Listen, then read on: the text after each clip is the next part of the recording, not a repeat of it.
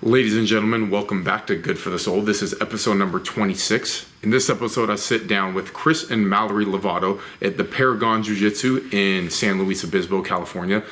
Super welcoming gym. I love their team. They're great people, and I was really excited to be able to train with them, learn from them, and hear about their story. I had gotten in touch with them maybe a week or so before I had headed down that way after leaving San Jose, California, and I got there with traffic in the drive and stopping on the coast. I got there, just in time for class on a Wednesday evening, and we're able to talk and hang out a little bit before class and set up the time for the interview, the next day. And I also, just by happenstance, happened to meet two of the coolest people I ever met. So my friend now, John Murphy and Seamus, met on the mats. So during that time, what I love about Jiu Jitsu is how it just really brings people together, creates community. My friend now, he's a brown belt. Let's put it this way. I walk into a random academy, first time there, wearing different gear than, or may have on different patches or whatever. It's a gi class.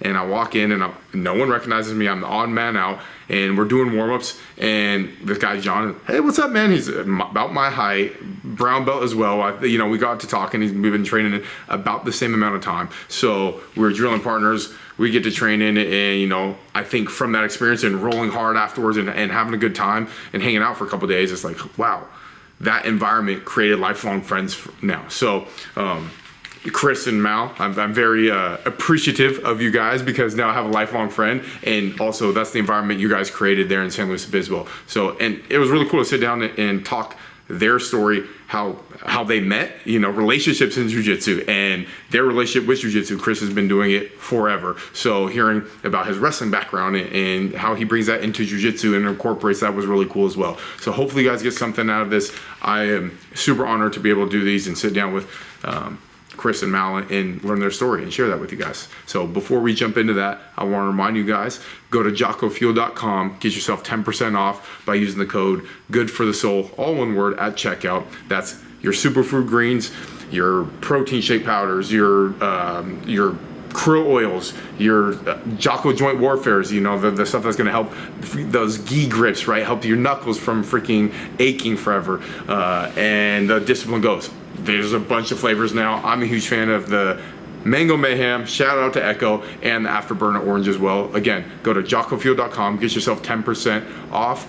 On the gear side of things, go to originusa.com. So the gis, the rash guards, they got jeans and shirts and all the apparel you need to train jiu-jitsu and live a lifestyle from an American-made company, right? Dirt to shirt. So go to originusa.com and jockofuel.com. Get yourself 10% off by typing in Good for the Soul at checkout. And without further ado, here we go, episode number 26 of Good for the Soul with Chris and Mallory Lavato.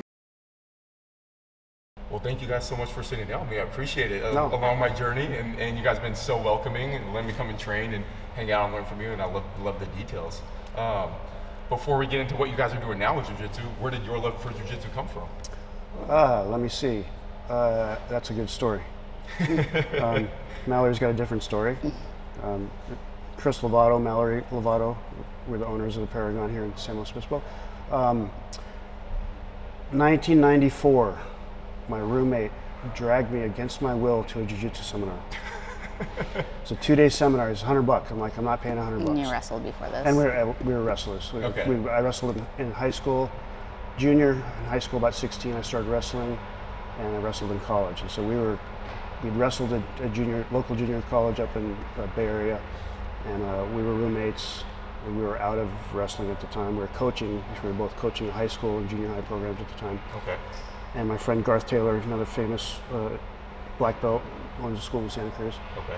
He dragged me against my will to this seminar, and so I didn't go the first day, which was $100. I was gonna pay $100. He's like, second day, Sunday is no-gi. You can do this. I said, okay. So I put my wrestling shoes on, and I got a picture of us. It's just I'm like a dorky. I'll have to see this one later. Yeah, just dorky plaid shorts and red wrestling shoes, and anyway, I go to this seminar, and it's self-defense, doing all this stuff. And at the end, there's like 30 of us. It's like, line up, we're gonna start on our knees facing each other. If you knock me over, you win. And I'm like, I'm a college wrestler, I got this. 5 seconds later, I'm looking at the lights. I get back in line, another 5 seconds later, I'm looking at the lights again. It was Hicks and Gracie. Oh, damn. Yeah. What a place to walk into. And I didn't know who he was at the time. This guy, this Brazilian with an accent, but he messed me up, and I'm like, not even trying. It was so easy, and so I was like, okay, there's something to this jiu-jitsu. I think that was the summer of '94. I moved to San Luis Obispo in the summer of the winter of '95 to go to school here at Cal Poly locally, and then my friend calls me and he says, hey, a guy started jiu-jitsu school up here, Claudio Franza, up in Santa Cruz. And so I was like, all right, I'm coming up. And so I would travel once a month up there and train jiu-jitsu Friday at noon, Friday evening, and Saturday, and then that was it. So from that seminar you did, your first introduction was a Hickson seminar, which is wild to think about. Yeah, did you train any time before you had moved to SLO, or is it just like no, one and done? And then that was it, and then I wrestled. Okay. I did a little bit of judo. I started jiu-jitsu and judo about the same time in '95, because I did an internship in Santa Barbara in the summer of '95, and I was looking for jiu-jitsu. And I found this jiu-jitsu class, but it was Japanese jiu-jitsu. It was all this stuff. And I'm like, this isn't for me. But then there was a judo class right after it, and I stuck around for that. And I'm like, okay, I can get down with this. Cool. This is close enough to jiu-jitsu. I could do judo. That's awesome. So I started judo and jiu-jitsu in '95. And I would train, and then I found a local club here that did judo, so I trained with them.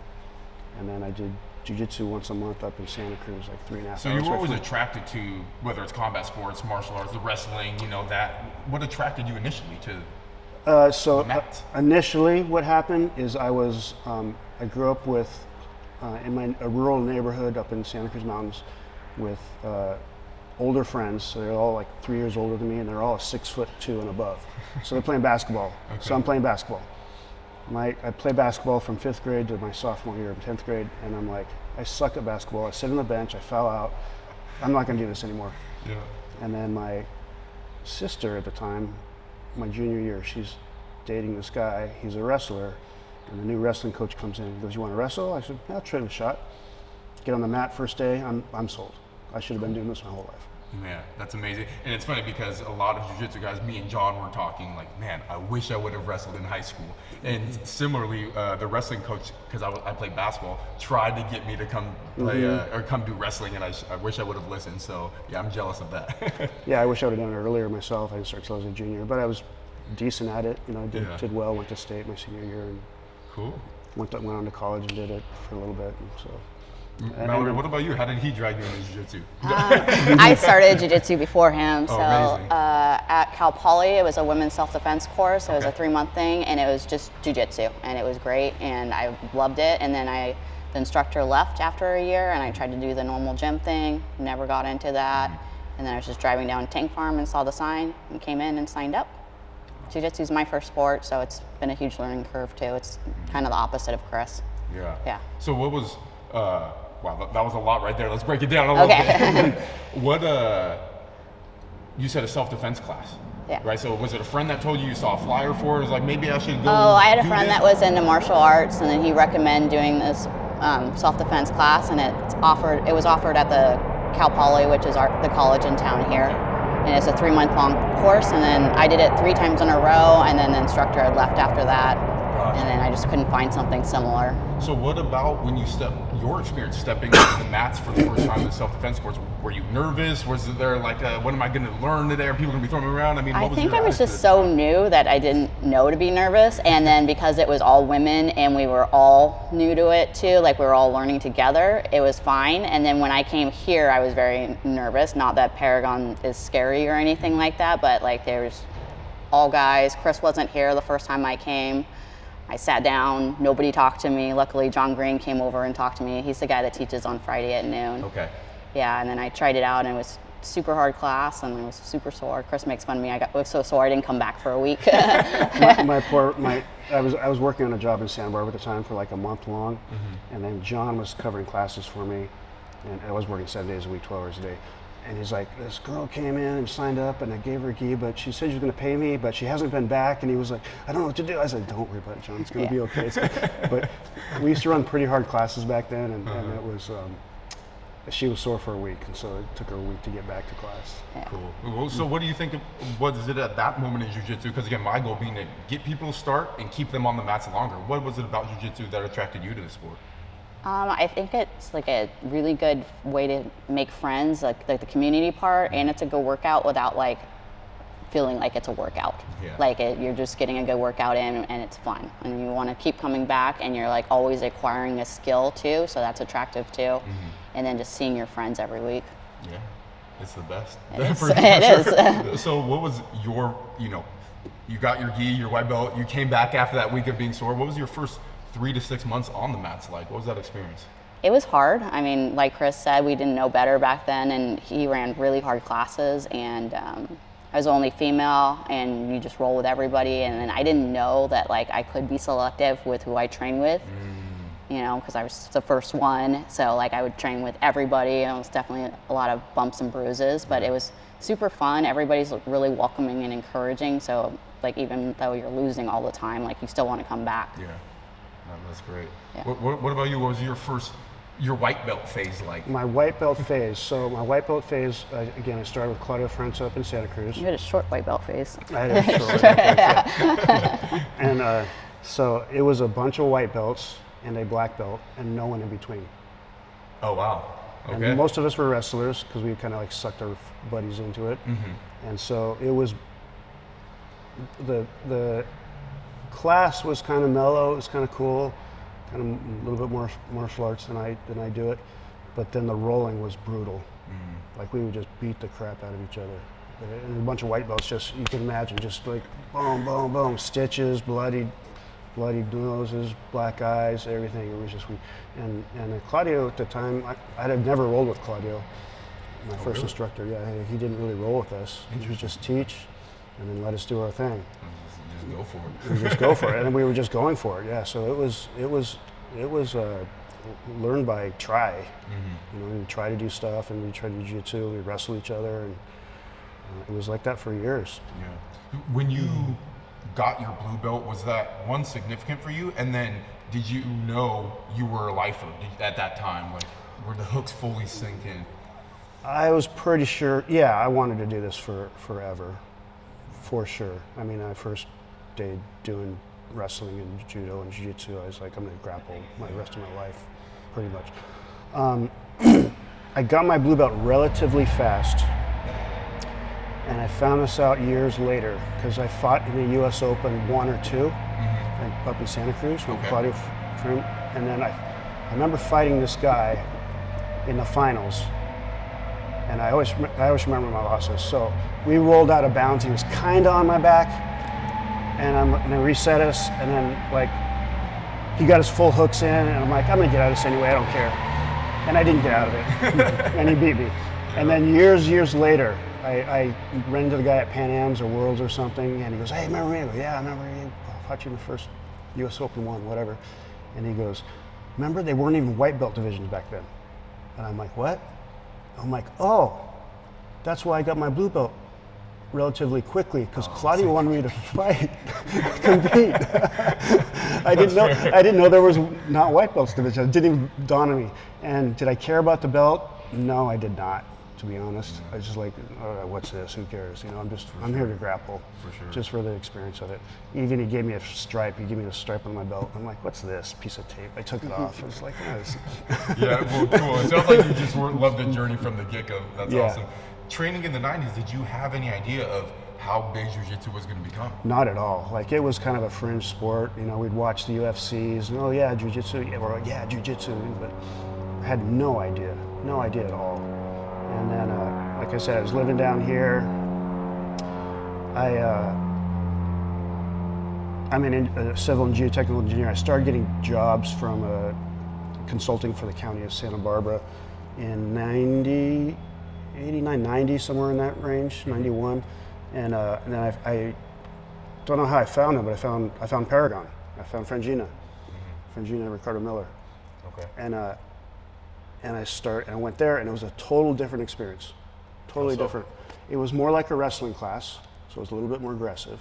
Okay. And he did a gnarly warm-up, and that's where I got my gnarly warm-up from. Okay, we do like a 45-minute warm-up. Okay. And his idea was that if you get too tired, you have to use technique. That was his methodology. Yep. Okay. And then he was the first black belt I ever rolled with.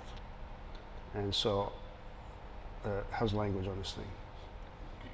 Whatever you want to say. Okay. Yeah. So, curse as much as you want. So I'm rolling with Frangina, and I'm a blue belt. He's a black belt, and he's a stud. Okay. And he goes, "Stop." I go, "What? Did I do something wrong?" He goes, "No, you don't fucking look at the belt. You just fucking roll." And I'm like, "All right, I can get down with this shit." Yeah. Cool. So that was if you look at, you're asking, was there an experience where I'm like, this was it? That was it for me. Cool. It was like Frangina stopping me, telling me, "Don't look at my belt, just roll with me. I like that. Just go." And so from then on, I was like, I'm Paragon.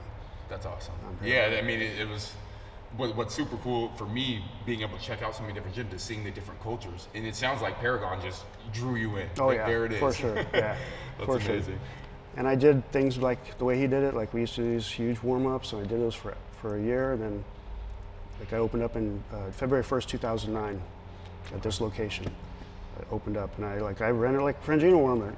Let's do 30 minutes of abs. It's cool, okay? But then you're gonna have to use technique after. But then you got the person who doesn't come back because they're so sore from it. I'm like, this is not a good business model, you know? Right, yeah. And then I'm not in the CrossFit business, right?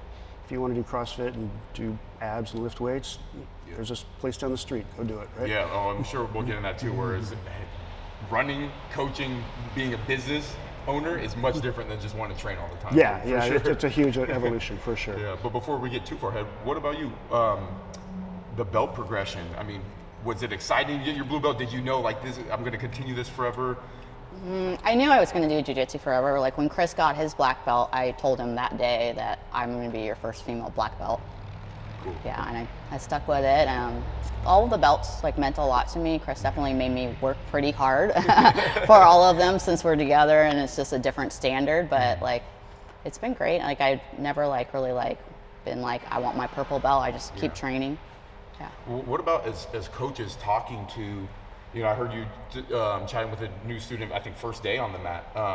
They come in and they are worried about the belts, or they're talking to you, hey, how long does it take to get these? How do you approach discussing with new students the belt system? My approach is, our realistic. approach, it's what? We're realistic about it. We tell them. We're realistic, yeah, and we're straight up front with them. We tell them it's going to be, you know, my standard is 2 to 3 years between belts, depending on how much you train, what your goals are, what you're trying to do. Yep. So,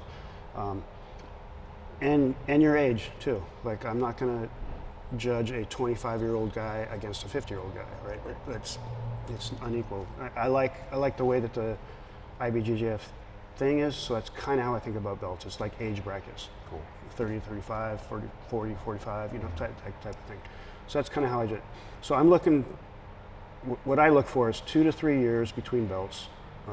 We track attendance, so I'm looking for not exactly a certain amount of classes, but that you've been relatively consistent.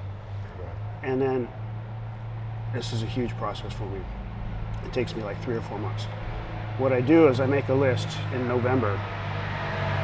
Who do I think might be eligible for the blue belt? And I just throw them on there. Don't even think about it. John, blue belt, maybe. And then I watch him. And I watch him for a couple months. Okay? And every time they're in class with me, I watch them and I'm like, okay, do they know this? Do they know that? Do they know that? And I roll with them a little bit. And I see, and I go, hey, you want to work on your bottom side controllers or whatever it is, you know? And I kind of guide them through that for a little bit. I'm not really telling them that I'm watching them, but I'm doing that. Cool. And then usually around February, I kind of make a decision. Okay? Like I always got to wait a little bit, or he's good to go. Cool. That's a good way to look at it. Specifically talking to women in jiu-jitsu, right? They probably come in here, see you on the mats, and they're like, oh, she's doing it, I can also do that. What are some of the discussions that you have with women who come to the mat and are nervous with jiu-jitsu? How do you get them past that? Like, you're in the door, so you made it here, but yeah, come train with us. What are some of those conversations I think we have like a really, really great culture at our gyms. Like they see that all the females are comfortable with training with all the males. Cool. They're all very controlled. They're used to having females on the mat. They're used to seeing females in leadership positions teaching. And then again, we're just realistic with people. I talk to the females, like it's going to be hard for a while. You're going to be stuck on bottom for a long time, but like be patient with it and you'll get it. And then we have so many females at our gym now that it's easier to like get them to stay. Cool. Like when I first started, it was like me and another female, and then that person would leave and then another one would come. But now we, at any given class, like a third of the class is female. Yes. So it helps a lot, like when a new one comes and then they're like, okay, if I don't want to touch a male, I have all of these options for training partners. Cool. No, that's wonderful. What do you think the biggest hurdle, male or female, is to get someone on the mats? What are some of the things that you hear, like, hey, this took me, I've been thinking about it for a year, 2 years, and I'm finally here? What are some of those struggles, again, talking to people who may be interested about it, that they can overcome and get to the mats? Yeah, so the biggest obstacle I see is they're scared to come in here. Yeah, and they're worried they're going to get beat up. Yeah, they're worried they're going to get beat up. They're going to come in here and they're going to get ragdolled. So the biggest fear is just getting them to step through that door. Yeah.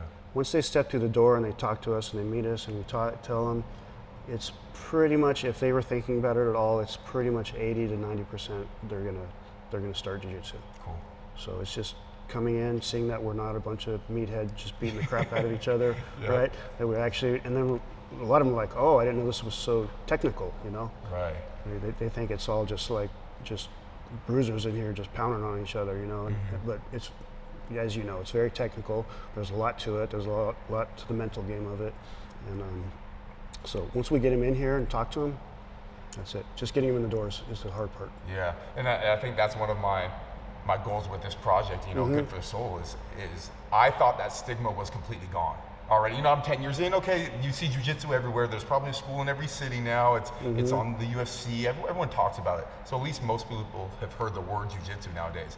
But people still think it's like, oh, you're just fighting. Like, why are you doing this? Like, right. There's so many things to it, you know? But once, you know, the people in the door, we were talking earlier, you said about the seven month mark, I believe? Yeah. It's kind of when they decide if they're going to stay or not. Yeah. What do you think? Yeah, so I kind of tracked it for a while, and it seemed about the 7 month, and that kind of makes sense. Yeah.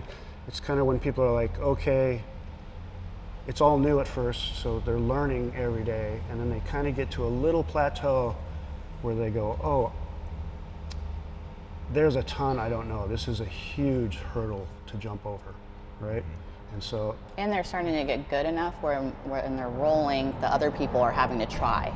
Yes. So they're not getting as much stuff. That's a great point. Yeah. They start like, oh, you're a little better. Now I have to stay. Yeah, and then they feel like they're stuck in one spot, and it's not they're stuck in one spot. They're getting better, so that their partner's trying. Right. Okay. Like I had a doctor today. He's asking me. He goes, I get stuck with this one guy all the time, and I'm like, well, Pat, it's just because you're getting better now. So now he's applying more pressure.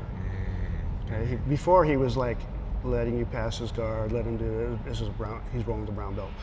He goes, now that you're better, you're a blue belt now, and you're showing that you're getting tough, right? They're applying more pressure. Yep. So you just gotta like accept it for a little bit and go with it. Yeah. So when someone comes to you, maybe both of you guys can answer this question, is they're feeling that like, I don't know if jiu-jitsu is for me anymore. You know, I've been doing it 7 months or a year. Maybe they even got to blue belt. Like, what are some of the reasons that you're hearing, as well as how would you coach them? Like, hey, you can get through this. Like today, I was talking to the guy. I said, just be patient with it. Okay, this guy's been training 10 years. You've been training 3. Okay, mm-hmm. This is what it is. You know, this is kind of the grind. You kind of accepted this, and it's an individual thing too. Like I'm not going to say that to everybody. Right. This individual, I can say that to. He kind of gets it because he's been in martial arts his whole life, Aikido and all that kind of stuff. He goes, there's points where you get to and you just kind of get stuck, and I said. It's good that you have these guys that are pushing you, but you have all these other guys that you can like play with and do your stuff with. Mm-hmm. So you're in the middle there. You're in the middle zone, right? Mm-hmm. Where you can try stuff on the new people or the more inexperienced people, but you got guys that are pushing you, which is a good thing. Yeah. So you can practice your techniques, and then you got to practice dealing with pressure. Yeah. Type of thing. Does that make sense? Yeah. I think just like relating to them too and telling them that you've gone through it. Like I go through those funks too, and then if the other person, like what Chris is saying, and like if they're trying harder, like I try to take that as a compliment. Like I'm getting better. Mm-hmm. You know, this is something I can work on. And then if I'm like totally stuck in a funk, sometimes I'll just like work on a new move. Yeah. make it something exciting. And I know that I'm going to get through it. But like the first couple of times it happens to you in jiu-jitsu, it sucks. It's like the end of the world. Like you're like doing this super fun thing and now it's not fun. And then you're like, when is this going to stop? And you just got to keep going and get through it. It's so true. I remember those phases like, man, I thought I was getting good. And it's 4 months I'm getting smashed. Like, man, I lost it.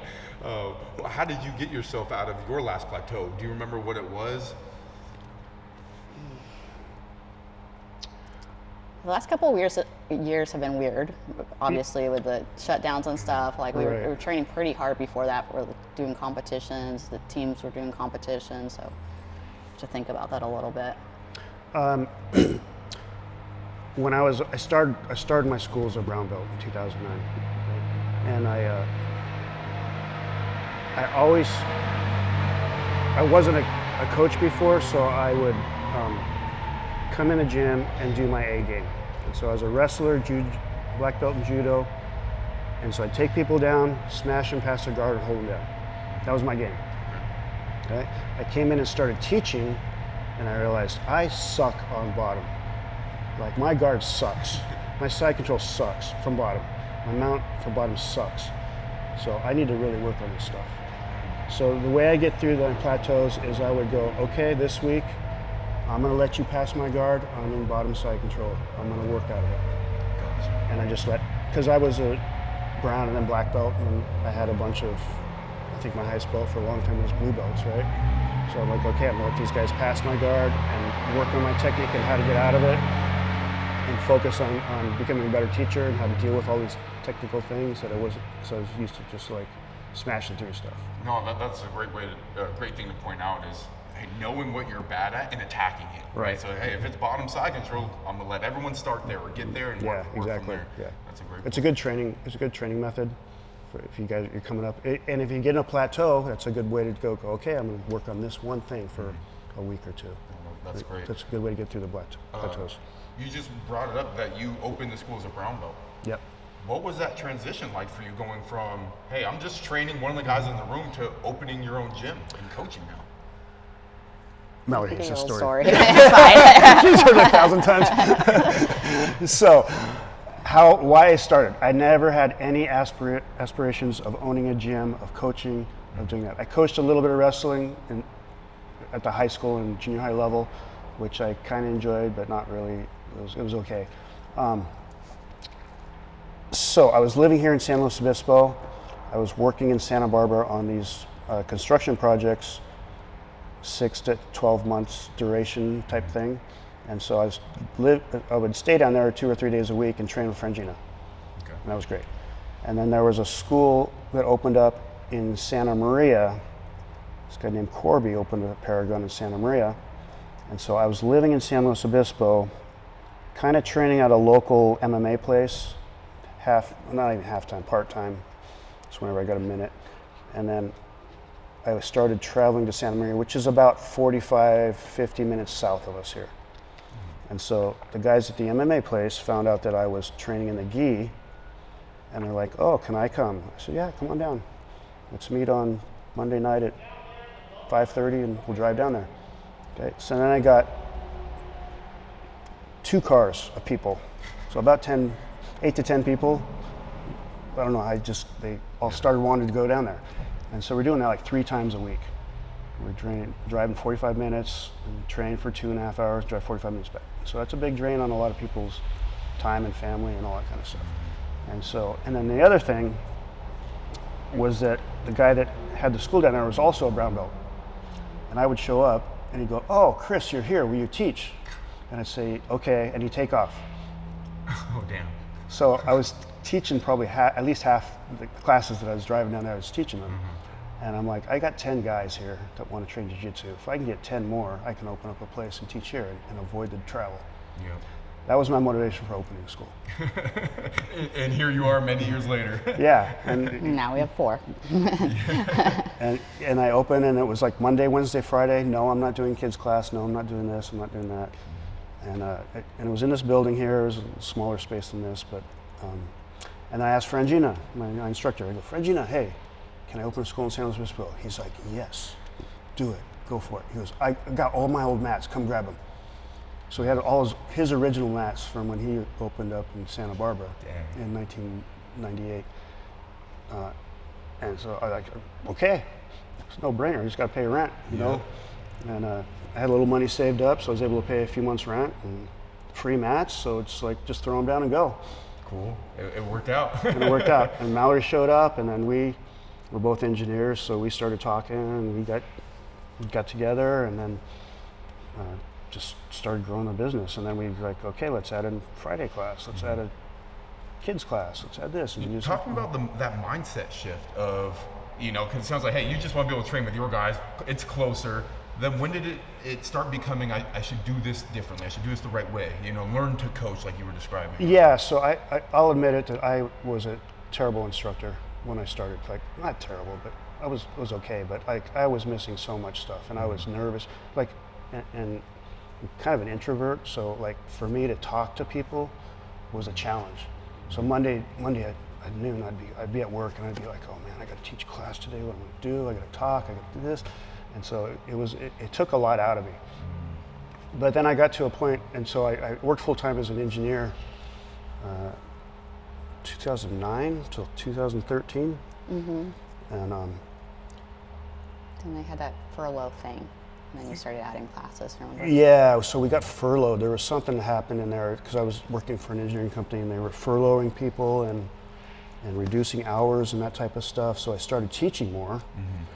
And then I kind of got to middle management in my engineering job, and I was working in construction, overseeing construction projects. So every time there was a call that came into the office, I had to go run to Santa Barbara or Lompoc or something, and I'm calling. My main guy was John Green. I was like, hey, can you cover class? Can you open the gym? Can you do whatever, you know? Yeah. And then so I started getting tired of that and managing people and that type of thing. So I started enjoying. It was kind of this up and down thing where I liked engineering, and I started disliking it.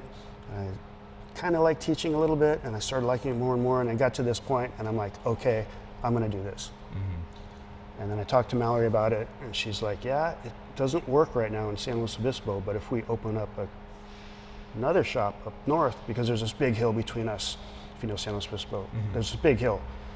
If you're from LA or any other big cities, it makes no sense. It's a straight shot. It's a very scenic drive, too. Very scenic drive. There's just a big hill. They call it the grade. And it's a physical barrier for a lot of people between South County, San Luis Obispo, and North County, Atascadero, Paso Robles. So people come down and go, yeah, I want to train, but I'm not going to drive the grade. I'm like, it's like 20 minutes. Like, no, I'm not going to drive it. Okay. and so I'm like, okay, let's go to them. Uh-huh. So we opened up a second location up in North County, Templeton, Paso Robles area. And then I just jumped in. Yeah. I quit my engineering job.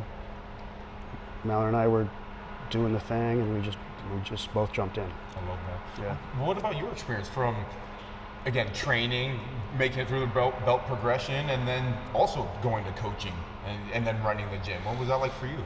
I think I started out more as like a traditional student, training for myself. I was competing a lot at white and blue belt, and then when we added the second gym, I definitely started to do more of the business stuff, but I was still like really into jiu-jitsu just for jiu-jitsu and myself and not like the business. And then I remember towards the end of my blue belt, I was pretty competitive in my division. I wasn't winning a lot, but I was hanging in with the girls, and then I just got into the business more, and I think about this a lot because I think about like the blue belt girls that went down this crazy path and they just like started training full time and like all of that stuff, and now they're like in ADCC world champions all the time. I'm like, well, could I have done that? But I'm so happy that we have what we have, and like we have all the gyms, the community. It's very rewarding, and like we're financially secure too. Like, I mean, like there's something to be said about being a world champion, but also like having financial security and like a retirement too. Yep. Yeah, I don't remember like specifically like moving from like being a student just to like more coach owner. Like I think when we had to shut down, like I really stepped up my like leadership ability. Like when we were closed for COVID, like I was like, okay, we have to fight to keep our gyms. Like, and then I like did a ton of stuff, and like I'm super involved in like the business now and all the back end and like coaching now. I'm like a lot more confident in that. she knew exactly everything that was going on in the world when COVID happened. All the news releases, all the press. People would say, "What about this?" I go, "No, that's not it. That's not true." So I think like we've always had the gyms, but like nothing crazy like that has ever happened. And then like you realize like how important it is to you and how important it is to like all your members in your community, and you like have to fight for it. Like there were so many days where I was just like, I don't want to do this loan application. I don't want to do this email. Like, but you got to do it. Yeah, you have to fight for your gym. Yeah. Well, I'm glad you guys did because it's still here, and I had the opportunity to train with you guys, which has been amazing. From your perspective, what is maybe one of the biggest struggles you see students go through at whatever stage? You know, being a coach, you've talked to many students over the years. What is one of the biggest struggles? I think it's consistency. I think I tell everybody when they sign up, you come to your first day of jiu-jitsu and you're like, this is it, I love it. You come for 5 days straight and then you're just a wreck. And then you're off for a week. And then you come back and you're like, I got to make that up. So they get in these cycles, right? So I'm like, this is not a sprint, it's a marathon. Like start 2 days a week, listen to your body, feel how you take your time to recover, okay? Then bump up to 3 days a week, okay?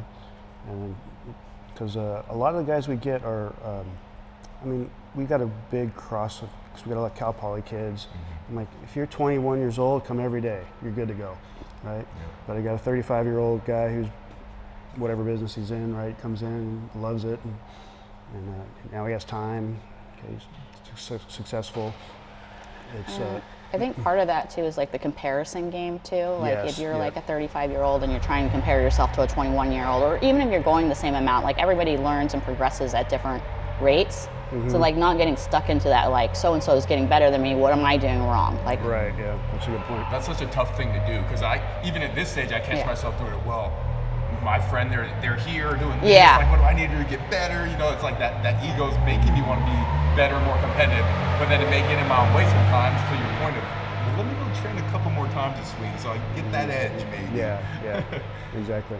And then what happens is a class, everyone's moving up like this, right? Everyone's getting better. And then sometimes this guy goes here, and it's like that, But you don't feel like you're going up. You don't feel like you're going up, but you are going up. But like it's the whole group going up. And that curve, to be honest, is much, much steeper than when I started jiu-jitsu.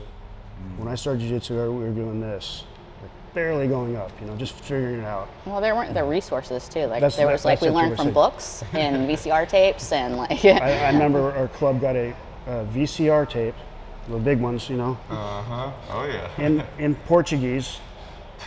So we couldn't understand anything. Couldn't understand anything, and we'd pass it around to each other, and we'd go home and look at it and watch it, and that was our resource, or our instructor, You guys were doing jiu-jitsu before it was cool to do jiu-jitsu. Right, now it's everywhere, and all the resources are there. Yeah. And then all of our instructors are so much better at coaching too, so everybody's just getting better at such a huge rate. Yeah, I've got 4 black belts in the area. When I started, I was a brown belt. There was one other guy had a little tiny school as a brown belt, but no one else in the area, right? And now, what was that like for you handing out your first black belt? It was scary. It was this guy John Green. I'm like, You called Frangina and asked him about it. I called my instructor. I said, I think this guy's ready. He's been training for 12 years and he's good. Can I do this? He goes, oh yeah, you got it. And so, Frangina was a huge influence for me, and we're roughly the same age, and so he's a very good mentor for me, and he's like, trust yourself. He's like, trust yourself, okay, and I did, and then the first one was scary, and then and now I have a process, and now I'm like, okay, these guys are black belts. Cool, that's amazing. I mean, and it's got to be. You're on a big scale now affecting your community because again I think jiu-jitsu is good for society and you guys know the benefits of it, so if you train and watching your instruction branch out, that's got to be cool. Earlier we were talking about your involvement in the community and specifically the police department. How did you get involved with that, and what do you do for the cops around here? So I got 2 or 3 programs that we're working on right now. Number one, I got I'm an ARCON instructor, which is an arrested control instructor at the local police academy, which is in Lompoc, which is an hour south of here. So I'm hired as a part-time facility there. I started that in 2013. Also, I got involved with that because one of my students, he was a blue belt at the time. He was a sergeant for the Paso Robles Police Department, I think, or lieutenant, somewhere in that zone. And he came to me, he's helping the kids class. He goes, what would you do if I put my hands around your throat and shoved you against the wall? I said, well, I do this and this and this. He goes, can you come in and do a little seminar for us? He goes, this happened to one of my officers last week. He goes, he got shoved against the wall, he almost went unconscious, and he told me that he did not know what to do. He was stunned. He took out his taser and tried to shoot the guy. The guy said, you got to do better than that. He was able to dry stun him, luckily. And Mallory was white belt at the time. And so I asked Frangina to come up and help me, because it was my first time doing a seminar type thing. So Frangina came up and helped me, and it was me, Frangina, and Mallory, and we did a seminar of his cups, and they were like, he's like, we want to hire you as a consultant to teach our defensive tactics, which they call their hands-on stuff. Because what happens is, traditionally in a department, you get assigned to be the training officer, and you were a wrestler, so you wrestle. Yep. Okay. Then I get assigned to be the training officer 2 or 3 years later, and I was a boxer, so I box. And then she's assigned to do it, and she does Aikido, so she does Aikido. And so very inconsistent training among the police departments. And so he's like, but I need you to go through the instructor's course. And I'm like, okay. And so the police academy has a very specific instructor's course that they teach for guys to become instructors. And so I put myself through that and taught a lot of it, because a lot of it was Jiu Jitsu based. It's LAPD curriculum. Okay. It's from after Rodney King.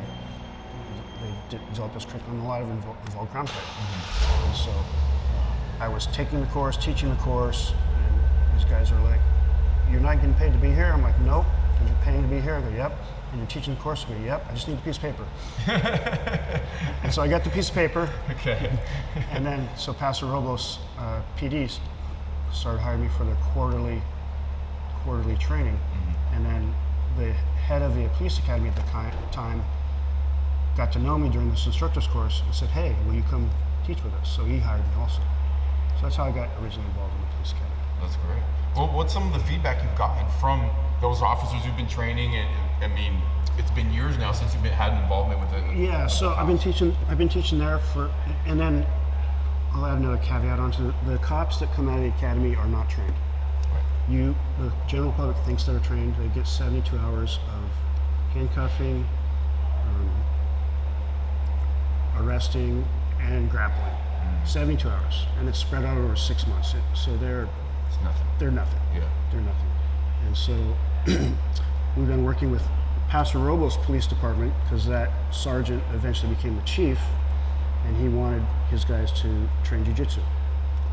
Okay. So what he implemented, this guy's name is Ty Lewis. He's now the city manager for Paso Robles Police Department. But what he wanted us to do was he wanted to pay his officers 1 hour overtime a week to train Jiu Jitsu. And then we supplied the curriculum and the instruction. Cool. So a lot of my instructors who actually do teach at the police academy also teach up there 1 day a week. So he was teaching 4 classes a week, Tuesday, Thursday, 5 a.m., 5 p.m. They got to pick which time they wanted to go to, but and it was mandatory. I like that. And so this went on for like 2 or 3 months, and then they got shut down during the second wave of COVID.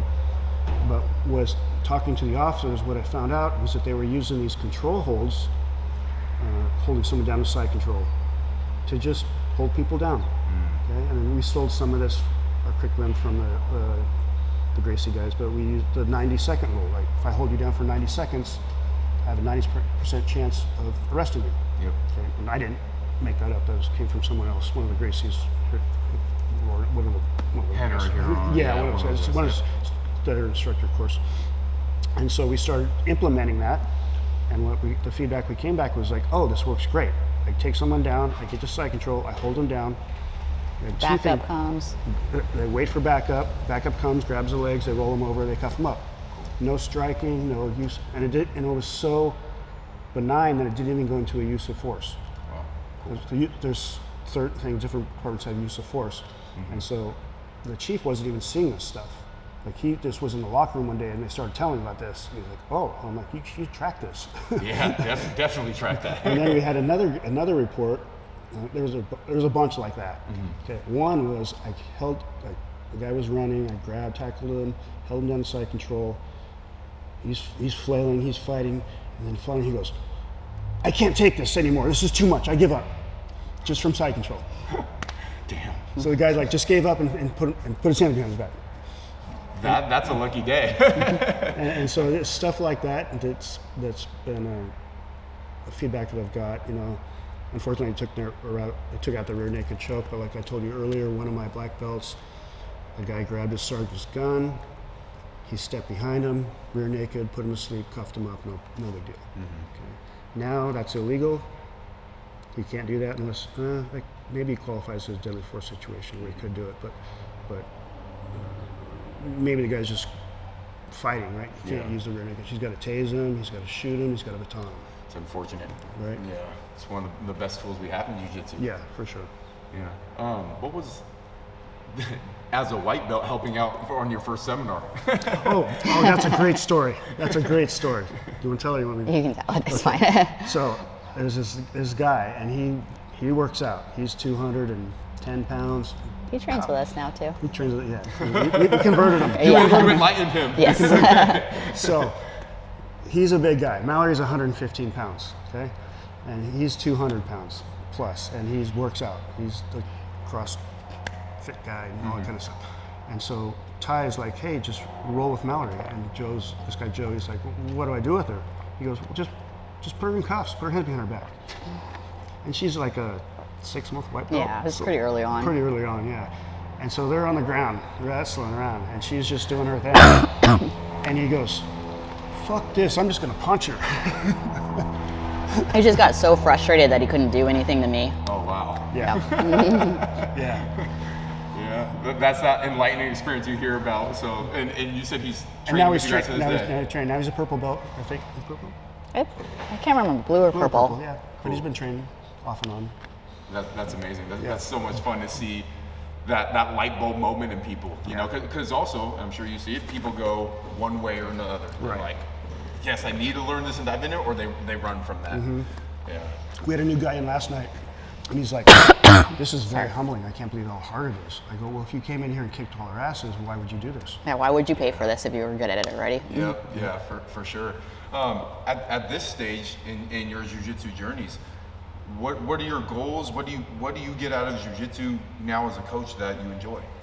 I think the biggest thing I get out of it is our sense of community. We're a relatively small area here, so a lot of people know a lot of people here, and so I think jiu-jitsu's taken off in the last couple of years because they go, "Oh, you do jiu-jitsu, and you're a construction worker who owns a company or whatever." You go, "Oh, okay, I might be able to do that."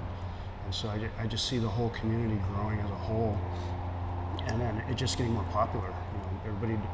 Everybody knows about jiu-jitsu today. Like I wear my shirt and they're like, "Oh, jiu-jitsu. How do you like jiu-jitsu?" I go, "Well, I'm actually the owner, so I like it a lot." I like it a lot. Yeah. And before, like when I first started, I'd be wearing this jiu-jitsu shirt and no one did say a word to me, you know? Yep. Like in 2009, no one said a word to me. But now people, they're willing to at least engage with you if they know you do jiu-jitsu. Yeah, You know? definitely. Well, it's funny. I'll intentionally, because I'm traveling everywhere, wear jiu-jitsu stuff so that if someone sees it, then maybe they'll come talk to me in a new city. You know, Yes. like, "Hey, go train here or there." Right, yeah. What about you, Mallory? What's jiu-jitsu mean to you at this stage in your? It's really rewarding. Like I think I like Chris said, just seeing like the positive effects in people's lives. Like just seeing like especially the kids, like how they change. Like jiu-jitsu changes them and builds confidence and like resolves, whatever issues they have going on. Like it's just. It's the best. There's just so many stories like that now. It's really awesome. Yeah, the kids. I didn't even think about the kids, but you're right. The kids, just seeing them grow, and like you see a little timid kid come in here, they can't do anything, you know, and then they do the forward rolls and the back rolls, and you see their confidence just rises. Or we get, you know, obviously we get a bunch of kids that have been bullied, you know, bullied in their life, and my highest belt right now, orange belt, he's 13, he's been training with me for 8 years. And so he's a little bit bigger kid, so he's not overweight or anything, he's just a bigger kid. And so he was getting bullied at school a lot. And so kids do different things, and so he was getting punched in the stomach all the time, because if you punch someone in the face, it's kind of obvious that they got punched, right? So getting punched in the stomach. So his mom trains with me too, she's a purple belt.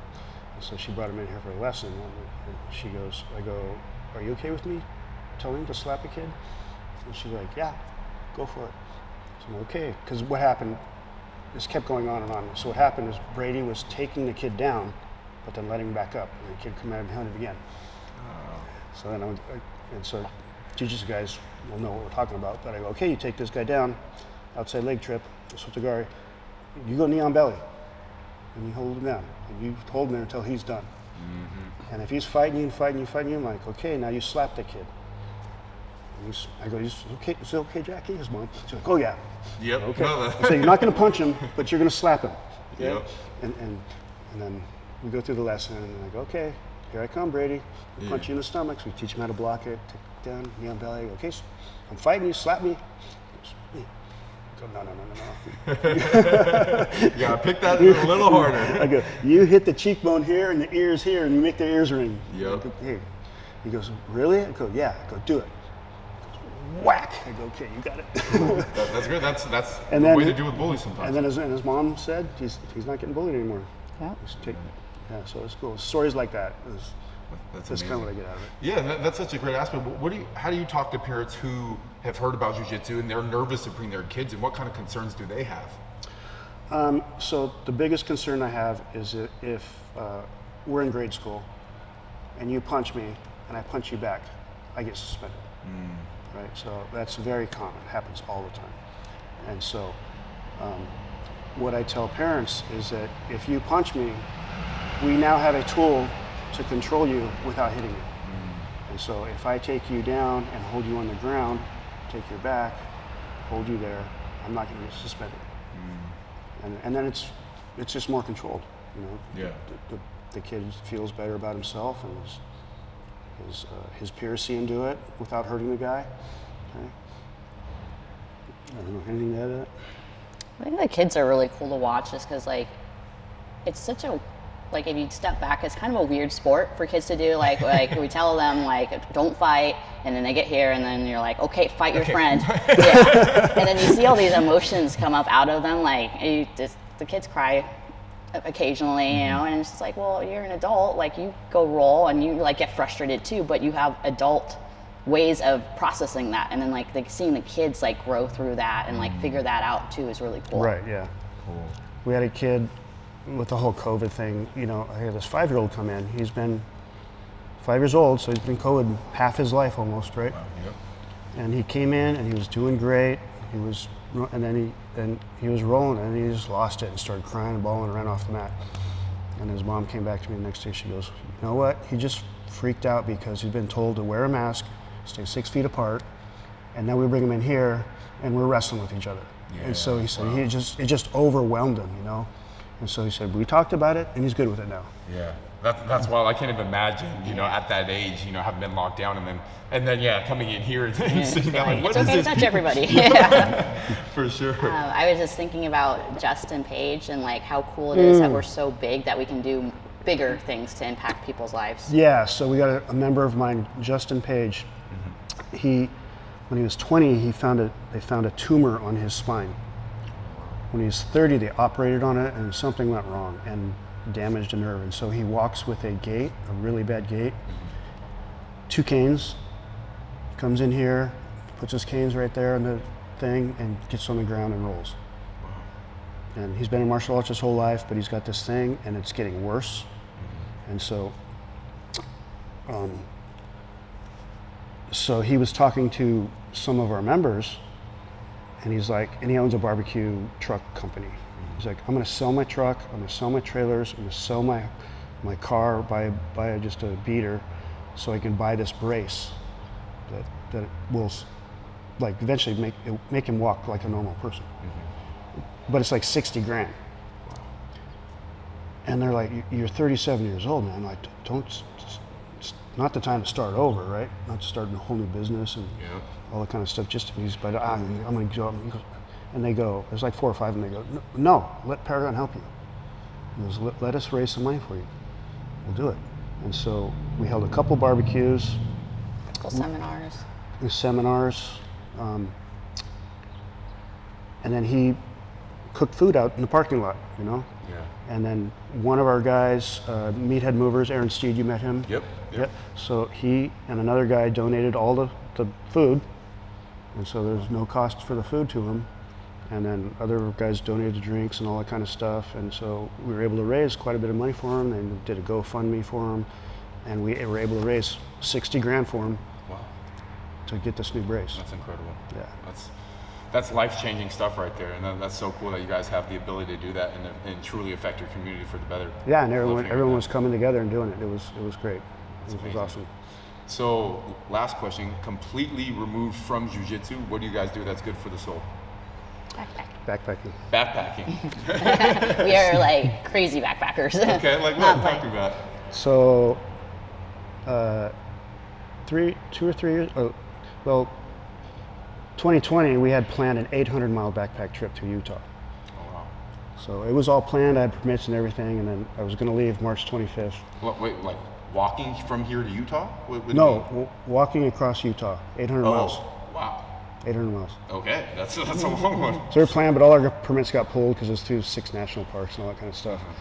A couple years ago, we did a 500-mile, 30-day trip through the Sierras in California. Wow. Just zigzagged back and forth and hiked 500 miles within 30 days and spent every night outside, kind of like what you're doing, but with a tent and a backpack. That's amazing. Have you guys ever considered doing the, I think PCT, is that on the list for you guys? Yeah, it's just tough to get away for 3 months because it takes 3 months to do. Yeah. We can get away with a month sometimes, but then like we got to come back and deal with the business. So eventually we're going to look at doing something like that. Like this summer we have a 600-mile trip planned from Montana to Washington.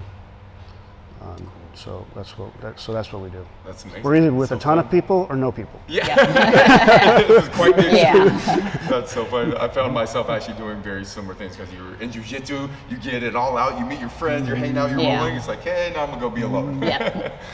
Yeah, their re-entry is always hard. Like when we've been gone for a couple weeks and we come back and everybody's super excited to see us. I'm like, okay, stop. Let's ease into this. Because we're both pretty introverted, so like even though we live together, we work together, we backpack together, like there'll be. Like we'll teach for like 4 hours. We'll do the kids class, adult class, and then we go home and then we just like are quiet for an hour. We don't talk to each other. Yeah, sure. Actually, I did have one more because I like asking instructors this who are around before jiu-jitsu was cool, before YouTube was a thing. If you could change one thing about jiu-jitsu, what would it be? That's a good question. And I'm gonna ask you this as well, so you can think on it. If I could change one thing, gosh, I don't know. That's a good question. Or phrased differently, is there anything that you see as a coach that you don't like about jiu-jitsu? Oh, okay, I got it. So I'm actually I'm doing a in-house instructor course for my Paragon instructors. Okay. So I've been threatening to do this for like 3 years. I finally came up with my outline. So one of the things that I would like to change is how instructors instruct sometimes. So for example, I do this for my students. I see a lot of instructors, they do it for themselves. So there's a lot of ego out there where people are doing instruction and trying to show themselves off and make themselves look good. So like you saw my class yesterday, it's very, very basic, right?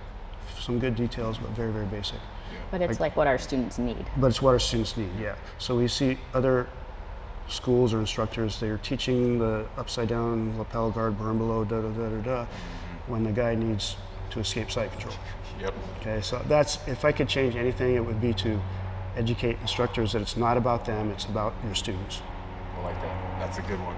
What about you, Mallory? If you could change one thing about jiu-jitsu? It's like a tough one for me to articulate. I think about it a lot.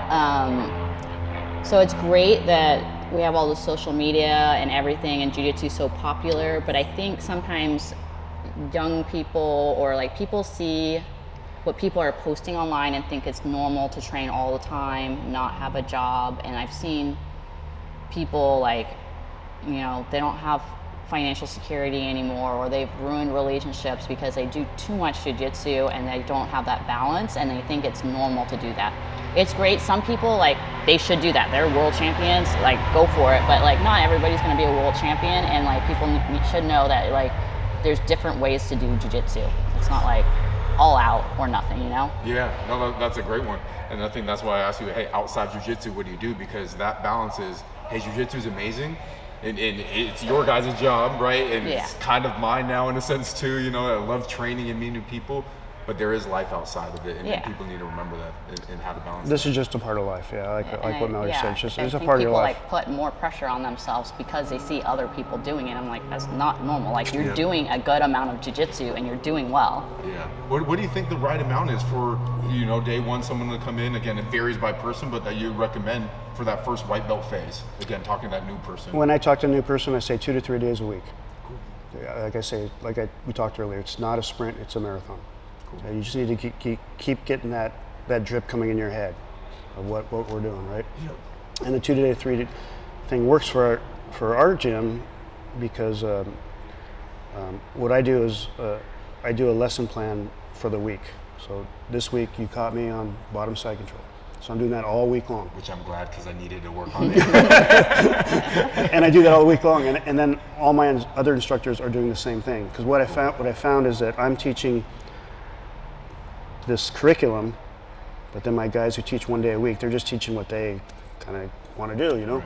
And so I'm forcing them to. And then that group of students that's only going to that class is like not seeing certain positions. Right, yeah, so they're not getting the full. So we implemented this, a lot of good things we did because of COVID, but this was one of them. It was like, okay, everybody's going to be on the same page. I like that. If you're one of my instructors, I text out Sunday, we're teaching bottom side control this week. I don't tell you what to teach, but this is the position. Cool. And then you do your little flair, what you want to do on it. I do what I want to do on it. And kind of what I find too is that a lot of people, because we have multiple gyms in the area, 4 gyms in the area, like we have people like John Murphy you met yesterday, they kind of just follow us around. They're at the classes that we're at. Cool. So. That's awesome. Well, thank you guys so much for your time. I really appreciate it. This was a super Thanks fun for conversation. visiting us. Yeah, thank you for having me. Got a couple more training sessions in tonight and tomorrow, and it's been a pleasure. So thank you for your time. Great. Thank you, man. Appreciate it. Thank you so much. Bye. If you've made it this far along, finished the interview, I just want to thank you again for supporting me along this journey, and hopefully you got something awesome out of that interview. I really enjoy doing these, learning so much about life, jiu-jitsu, and everyone has such a unique and interesting perspective. So I hope you got something out of that that you can take with you. And one last reminder, for 10% off on any Jocko Fuel products or Origin USA products, go to jockofuel.com or originusa.com. Support yourself by getting some awesome products, supplements, protein shakes, greens, all that good stuff. It helps support me along this journey, and again, supports yourself and an American-made company. So yeah, jockofuel.com. Check it out, guys. Thank you very much.